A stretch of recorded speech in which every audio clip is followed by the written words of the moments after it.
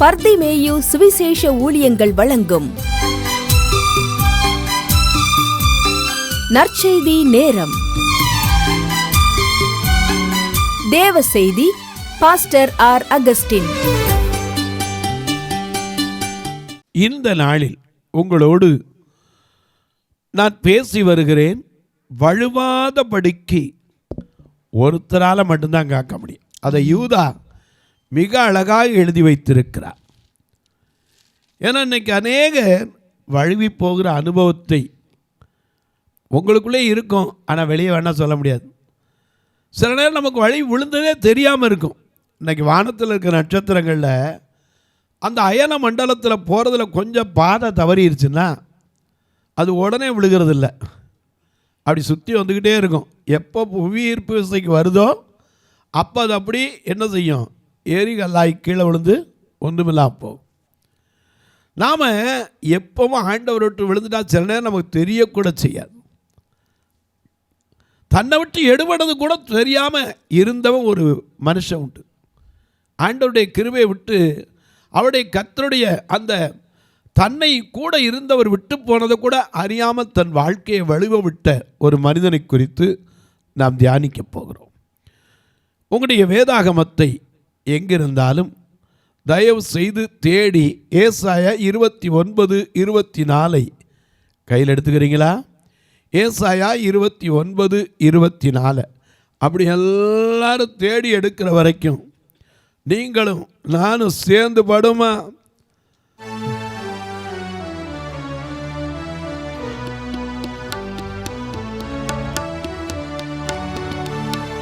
கலங்காதே மகனே, கலங்காதே மகளே, கலங்காதே மகனே, கலங்காதே மகளே. கல்வலையா கிறிஸ்து கைவிடவே மாட்டான், கைவிடவே மாட்டான், கைவிடவே மாட்டான். கலங்காதே மகனே, கலங்காதே மகளே.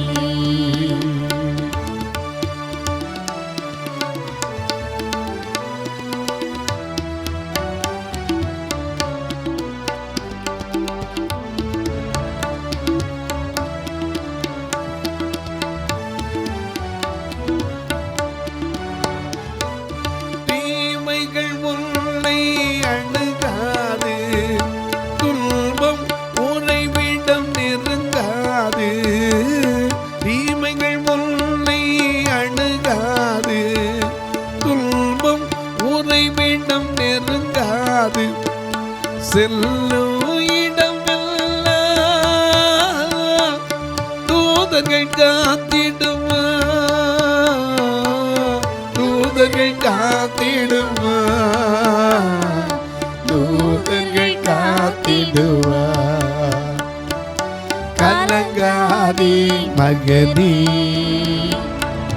கலங்காதே மகளே, கலங்காதே மகனே, கலங்காதே மகளே. கல்வலையா கிறிஸ்து கைவிடவே மாட்டான், கைவிடவே மாட்டான், கைவிடவே மாட்டான்.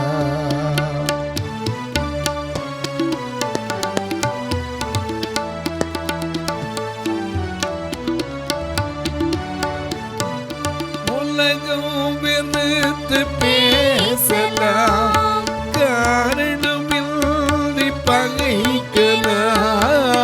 உலகம் வெறுத்து பேசலாம், காரணமின்றி நகைக்கலாம். உன்னை படைத்தவரோ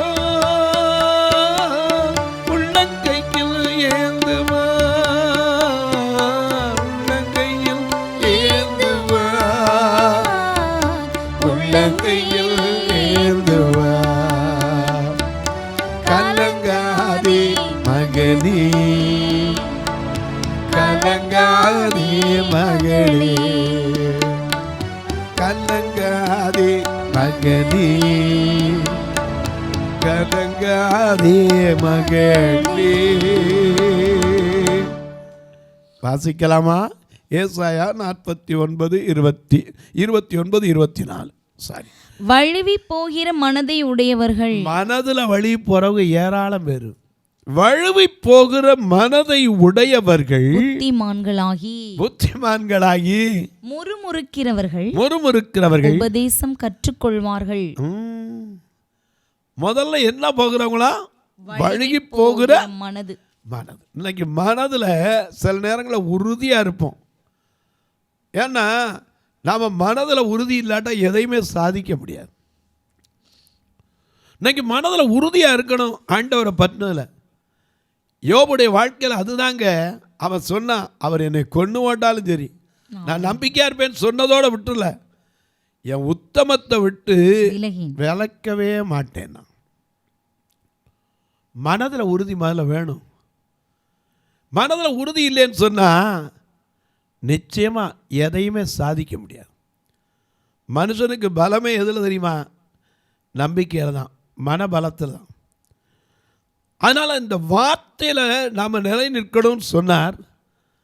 கால் நடக்கிறதுல நாம் என்ன செய்யணும்? நிலை நிற்கணும். பல காரியத்தை சொல்லி வந்தேன். மனதில் நிலை நிற்கணும். நின்றவங்க உண்டு, ஆனால் எதில் நிற்கணும் தெரியாமல் நின்றாங்க. அப்போஸ்தலர் நடவடிக்கைகளில் மிக அழகாக எழுதியிருக்கு. 5ஆம் அதிகாரத்தில் ஒரு குடும்பம் நின்றுச்சு.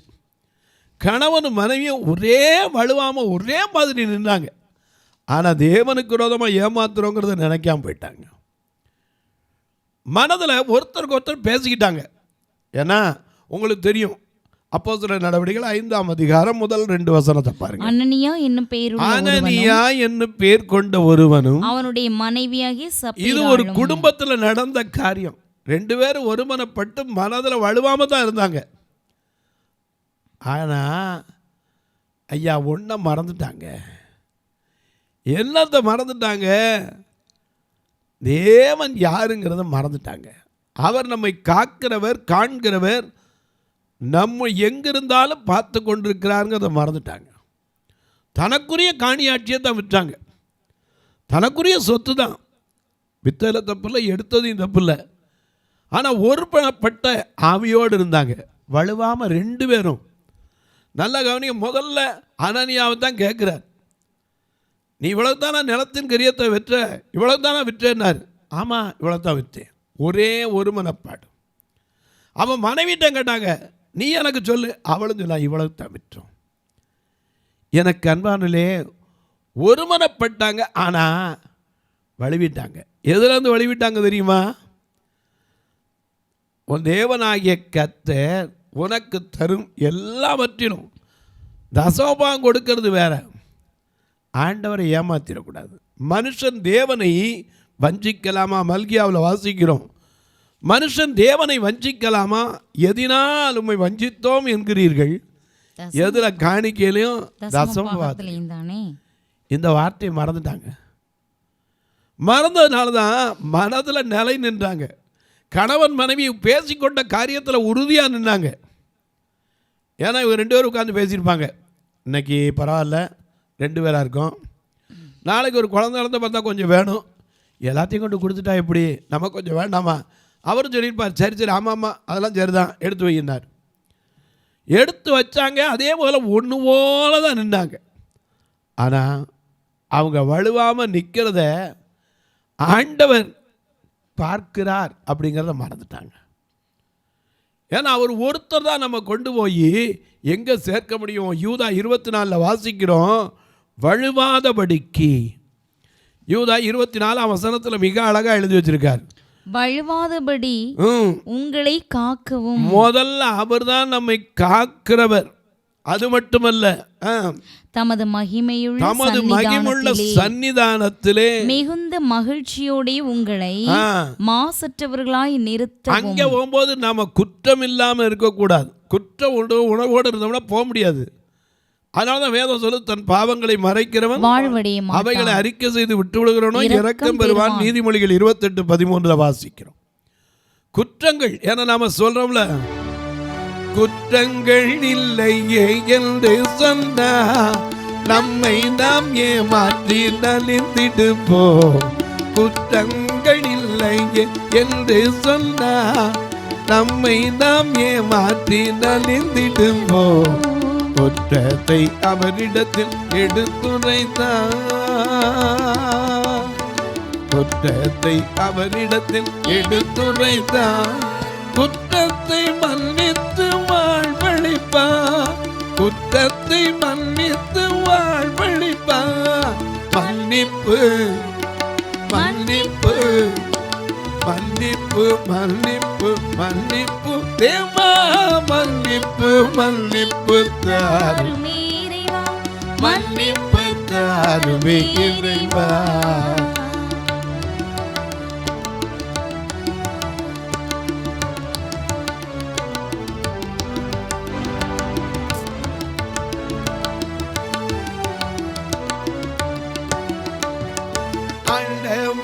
ஆன்மாவை விரும்புகின்றார், மன்னித்த ஆன்மாவை தேடுகின்றார். ஆண்டவர் ஆன்மாவை விரும்புகின்றார், மன்னித்த ஆன்மாவை தேடுகின்றார். அன்றிடும் ஏழைக்கு அருளுகின்றார், அன்றிடும் ஏழைக்கு அருளுகின்றார். வேண்டிடும் துரோகிக்கு இறங்குகிறார், வேண்டிடும் துரோகிக்கு இறங்குகிறார்.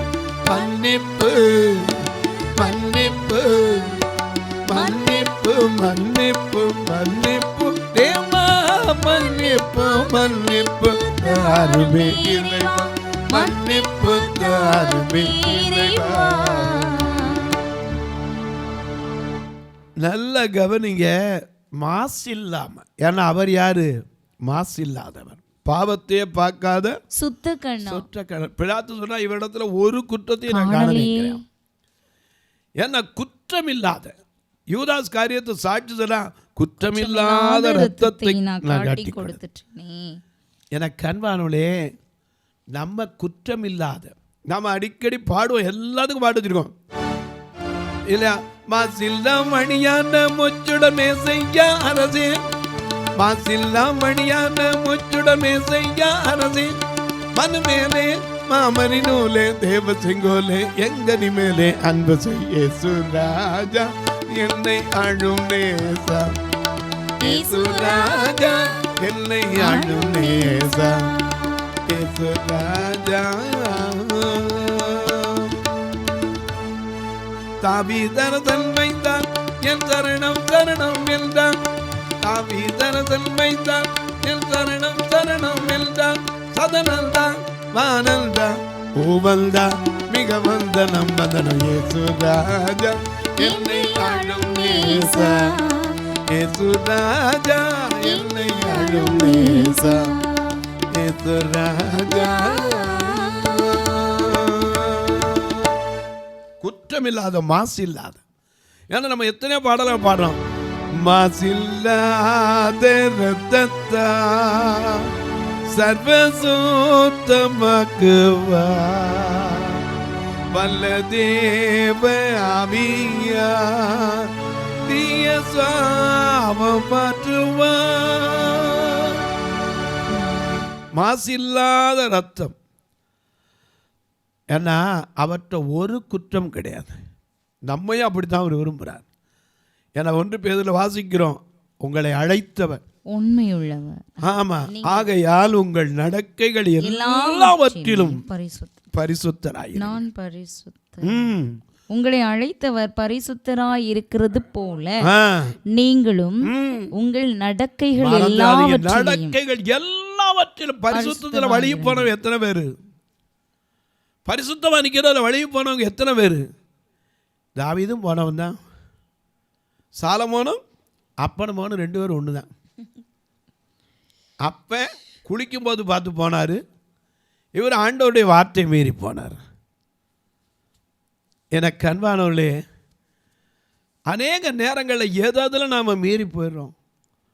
இங்கே அழகா சொல்றாரு, மாசு இல்லாதவரை நம்ம கொண்டு நிறுத்தனியா, அவர் ஒருத்தரால் தான் நம்ம முடியும் காக்க முடியும் வலுவாதபடிக்கு.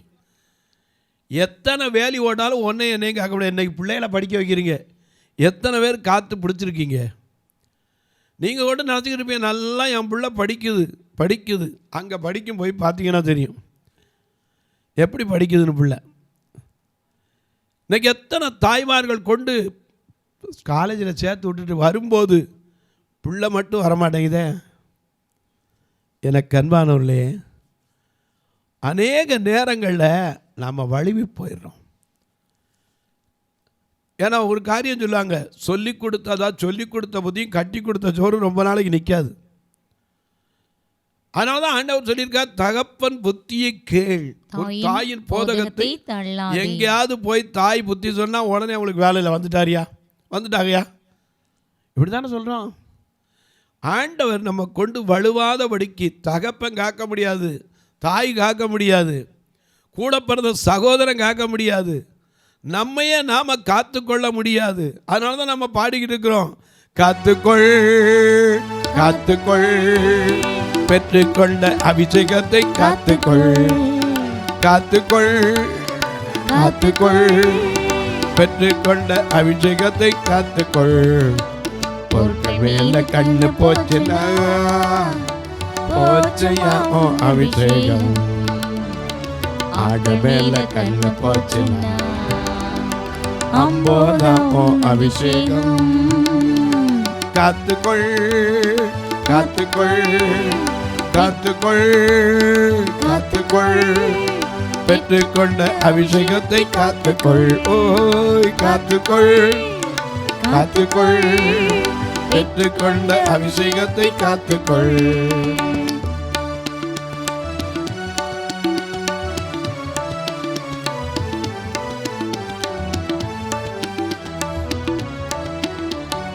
அழிந்து போகும் ஐயா, அழிந்து போகும் உலக பொருட்களா, நீ நண்பர்களை சம்பாதித்துக் கொள். அழிந்து போகும் உலக பொருட்களா, நீ நண்பர்களை சம்பாதித்துக் கொள். நீ மரித்தால் இன்று நீ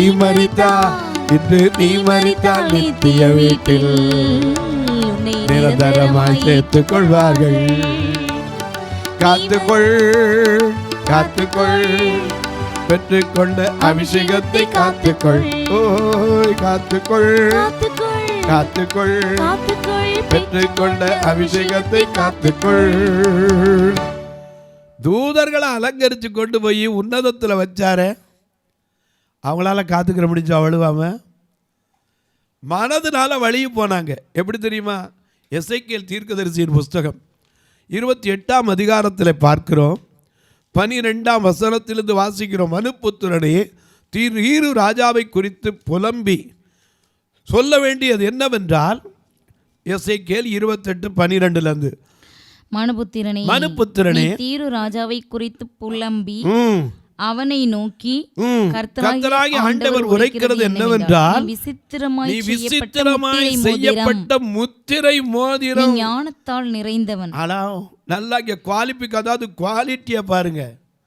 யாரு? விசித்திரமாய் செய்யப்பட்ட முத்திரை மோதிரம். அது மட்டுமல்ல, ஞானத்தால் நிறைந்தவன், பூரண அழகுள்ளவன். நீ தேவனுடைய தோட்டமாகிய ஏதேனில் இருந்தவன்.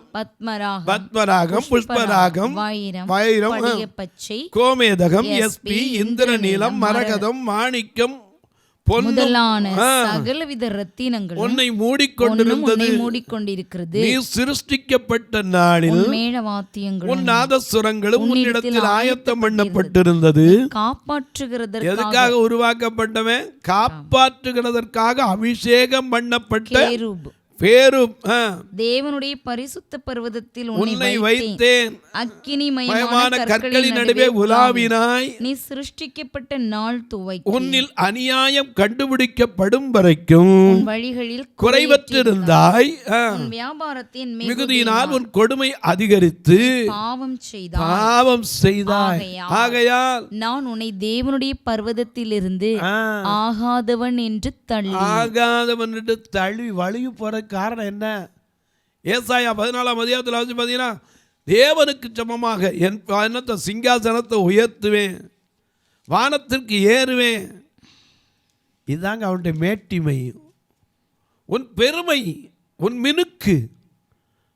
மிக அழகாக எழுதி வச்சிருக்காரு. ஞானத்தை கெடுத்துருது. இன்னைக்கு நிறையா பிள்ளை மினுக்குச்சுன்னா பார்த்துக்கோங்க, இங்கே ஞானம் கெட்டு போகுதுன்னு அர்த்தம். ரொம்ப நேரம் உட்காந்து மினுக்கிட்டு இருப்பாங்க. சில பிள்ளை ஒன்றுமே இருக்காது, சாதாரணமாக இருக்கும், அதில் ஒரு கள்ளங்கோட இருக்காது. இங்கே உட்காந்து சென்ட் அடித்து பெர்ஃப்யூம் அடித்து போச்சுன்னா யாருக்கா அடித்து போகுது? எனக்கு அன்பானவர்களே, அநேக நேரங்களில் நம்ம வழி போகிறதுக்கு காரணம் நாமளே தான். ஆண்டவர் சொல்லியிருக்காரு, எங்கெங்கே போகலாம், எங்கெங்கே போகக்கூடாது. துன்மார்க்கருடைய ஆலோசனையில் என்ன செய்யக்கூடாது? நடக்கக்கூடாது. பாவிகள் நிற்கிற வழியில் கூட நிற்கக்கூடாது. பரியாசக்காரர் உட்காரும் இடத்தில் உட்காராமல். எங்கே உட்காரணும்? கர்த்தருடைய வேதத்தில் பிரியமாய் இருக்கணும்னு நினைக்கிறோம், ஆனால் முடியுதா? இந்த தூதனை கொண்டு போய் எவ்வளவு அழகாக உன்னதமான இடத்துல வச்சார். காப்பாற்றுவதற்காக அபிஷேகம் பண்ணி வைத்தார். ஆனால் அவன் என்ன பண்ணான் தெரியுமா? கொடுமை அதிகரித்து, உன் வியாபாரத்தின் மீதினால் உன் கொடுமை அதிகரித்து நீ ஆகாதவன் என்று என்ன செய்தான்? தள்ளப்பட்டான். தள்ளப்பட்டது மட்டுமல்ல, இன்னும் கொஞ்சம் அழகாக எழுதி வச்சிருக்காரு. என்ன எழுதி வச்சிருக்காரு? வாசிங்க பார்க்கலாம். தள்ளப்பட்டாய், அங்கிருந்து பாதாளத்தில் வந்து விழுவன், கருகி வந்து விழுந்தனால தான் இருள் வந்தது. ஆகாதவன் என்று தள்ளி காப்பாற்றுகிற கேருபாய் இருந்த உன்னை கற்களின் நடுவே இராதபடிக்கு அழித்து போடுவேன். அழகினால் உன் இருதயம் மேட்டிமையாய். நல்ல கவனிங்க, அழகுனால இருதயத்தில் நான் ரொம்ப அழகா இருக்கேன் நினைச்சிடாதீங்க. உன்னத பாட்டில் அப்படித்தான் ஒருத்தி சொல்லிக்கிட்டு தான், நான் கருப்பா இருந்தாலும் அழகா இருக்கு. கடைசியில் ஆண்டவர் சத்தத்தை கேட்டு கதவு திறக்காம போயிட்டான். அழகினால் அழகி இருதயத்தில் அழகுல மேட்டிமையாயிற்று. உன் மினுக்கினால் ஞானத்தை கெடுத்தாய். தரையிலே தள்ளி போடுவேன். ராஜாக்கள் உன்னை பார்க்கும்படி உன்னை அவர்களுக்கு முன்பாக வேடிக்கையாக்குவேன். உன் அக்கிரமங்களின் ஏராளத்தினாலும் உன் வியாபாரத்தின் அநீதத்தினாலும் உன் பரிசுத்த ஸ்தலங்களை பரிசுத்த குலைச்சலாக்கு. எதுக்கு வழிய போறான்னா, இவனுடைய மினுக்கு ஞானத்தை கெடுத்துருது, மேட்டிமை கெடுத்துருது. அநேக நேரங்களில் நமக்குள்ள இதாங்க தெரியல, எப்படி வழுகிறோன்னே தெரியாது. ஆனால் இப்போ ஆண்டவருடைய பாட்டை பாடியிருந்தால், அன்னைக்கு ஒருத்தர் சாட்சி சொன்னார். ஒரு பாட்டை பாடின உடனே ஒரு பிசாசு ஆடிக்கிட்டு இருந்து நின்றுச்சு. சத்தப்படாண்ணா பேசாமல் இரு, இது உங்களை பற்றி தான் சொல்லப்பட்டிருக்கு, எங்களுக்கு கிடைக்க வேண்டிய இடம் உங்களுக்கு கிடச்சிருச்சேன்னுச்சான். இன்றைக்கும் சொல்கிறேன், எனக்கு அன்பானவர்களே, வழுவி போயிடக்கூடாது. அன்றைக்கு வைக்கப்பட்ட தூதனும் வழுவி போனான், மண்ணினால் உருவாக்கப்பட்ட மனிதனும் வழுவி போய்விட்டான். இன்னொரு சத்தத்தினால் வழுவி போய் தன்னுடைய வாழ்க்கையில் தள்ளப்பட்டு போனான். இன்றைக்கு நீங்களும் நானும் வழுவாதபடிக்கு காக்கிறதுக்கு நம்மால் முடியாது, அவர் ஒருத்தட்ட தான்.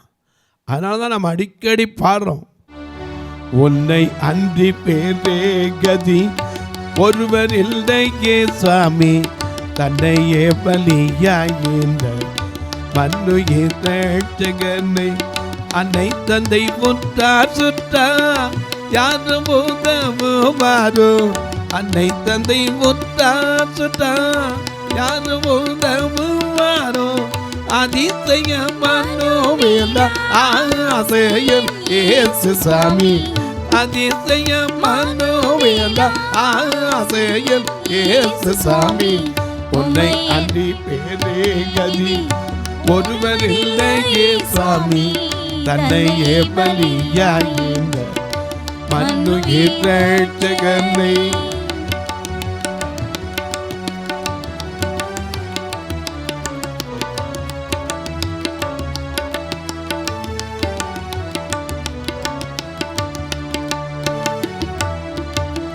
பண்ணின துரோகமெல்லாம் எண்ணினால் எத்தனை கோடி பதக்கத்து கொண்டோ இல்லை பரிதமித்து என்னை தேடி பண்ணின துரோகமெல்லாம் எண்ணினால் எத்தனை கோடி பாதகத்து கொண்டோ இல்லை பரிதமித்து என்னை தேடி கண்ணினாலும் தீர்மண்டி காணல் தகுமோதா கண்ணினாலும் தீர்மணி காணல் தகுமோதா கடைக்கென கருள் பூரி பாடியும் சுவாமி உன்னை அன்றி பேரே கதி ஒருவர் இல்லையே சுவாமி தன்னையே பலியாகிந்த மண்ணுயிர் ரட்சகனை மண்ணுயிர் ரட்சகனை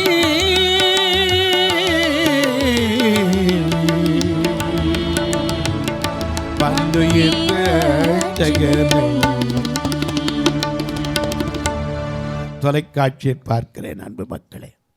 இந்த நிகழ்ச்சியை நாள்தோறும் பார்க்குறீங்க, கேட்குறீங்க, பரவசம் அடைகிறீங்க. ஒரு வார்த்தை, இந்த நிகழ்ச்சிக்காக ஜெபம் பண்ணுங்க, இந்த தேவைகள் சந்திக்கப்பட ஜெபம் பண்ணுங்க. நான் எப்போ உங்களுக்கு பல காரியத்தை சொல்லி வரேன். எனக்கு அன்பார்களே, எப்படியா தொடர்பு கொள்ள, இதில் 2 நம்பர் வந்துக்கிட்டே இருக்கும். இது வழியாக நீங்கள் தொடர்பு கொள்ளலாம். கணக்கு வைக்கிறவங்க என்கிட்ட கேளுங்க, அதுக்குன்னு ஒரு தனி வழி இருக்குது, அதையும் சொல்லித்தாரேன்.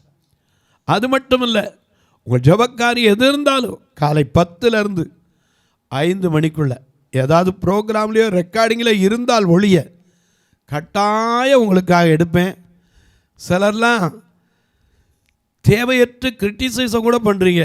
உங்களுக்கு மேலே கண்ணு தெரியட்டும், உங்களுக்கு மேலே இதாகட்டும் அப்படிலாம் சொல்கிறீங்க. ஆண்டவர்கிட்ட நம்ம பரீட்சை பார்க்குற அனுபவம் வேண்டாம்.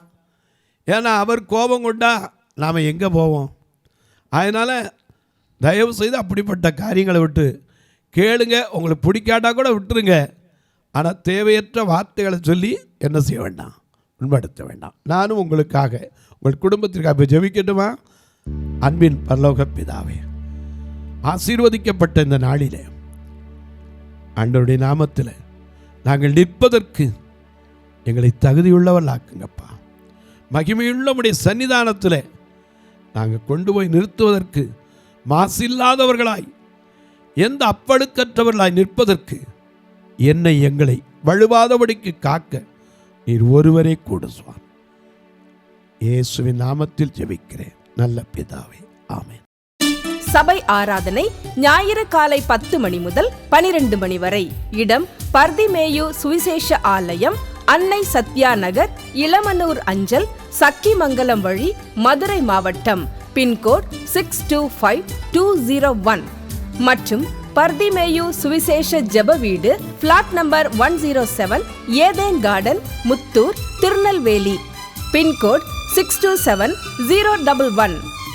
சிறப்பு உபவாச கூட்டம் ஒவ்வொரு மாதமும் 2வது சனிக்கிழமை காலை 10 மணி முதல் 1 மணி வரை நாகர்கோவில் YMCA ஹாலில் வைத்து நடைபெறுகிறது. மற்றும் ஒவ்வொரு மாதமும் 4வது சனிக்கிழமை காலை 10 மணி முதல் 1 மணி வரை திருநெல்வேலி புதிய பேருந்து நிலையம் அருகில் உள்ள கிரேஸ் ஹாலில் வைத்து நடைபெறுகிறது. எங்கள் எல்லா ஆராதனைகளிலும் கலந்து கொண்டு தேவனை மகிமைப்படுத்த அன்பாய் அழைக்கிறோம். உங்கள் உதாரத்துவமான காணிக்கைகளினால் இவ்வூழியத்தை தாங்க விரும்பினால் R Augustin, account number 5021364331, IFSC code IDIB 000B066, Indian bank, BP Kulam, Madurai. GPay number 9842181917, BGM ministries மற்றும் 9442559772, பிளைண்ட் மினிஸ்ட்ரீஸ் அகஸ்டின்.